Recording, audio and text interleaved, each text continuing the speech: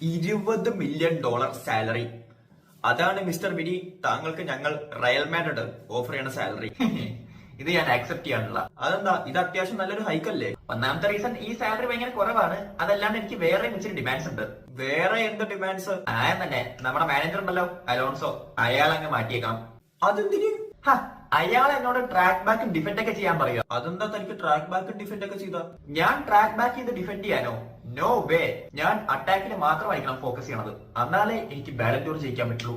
ഈശ്വര, ഈ ബാലൻഡോറിന്റെ കാര്യം ഇയാൾ വിട്ടില്ലേ? എന്താ പറഞ്ഞേ? ഒന്നുമില്ല, പറഞ്ഞു. പിന്നെ അതുമല്ല, ഒരു വർഷം വെറും $20 മില്യൺ വെച്ച് ഒരാൾ എങ്ങനെ ജീവിക്കും? നിങ്ങൾ പണ്ട് റൊണാൾഡോന് കൊടുത്ത സാലറി ഇല്ലേ, 30 മില്യൺ, ആ റേഞ്ച് ആണെങ്കിൽ ഞാൻ നോക്കാം. റൊണാൾഡോ ഇതെല്ലാം ഞാൻ പാപ്പ പിറേസിനോട് പറഞ്ഞേക്കാം. പുള്ളിയോട് പറയാന്നേ, പുള്ളിക്കൊക്കെ കാര്യം മനസ്സിലാവും. പിന്നെ പുള്ളി ഈ ഡിമാൻഡ്സ് എല്ലാം കേട്ട് അപ്പൊ തന്നെ ഒരു കോൺട്രാക്ട് അടിച്ചു തരും.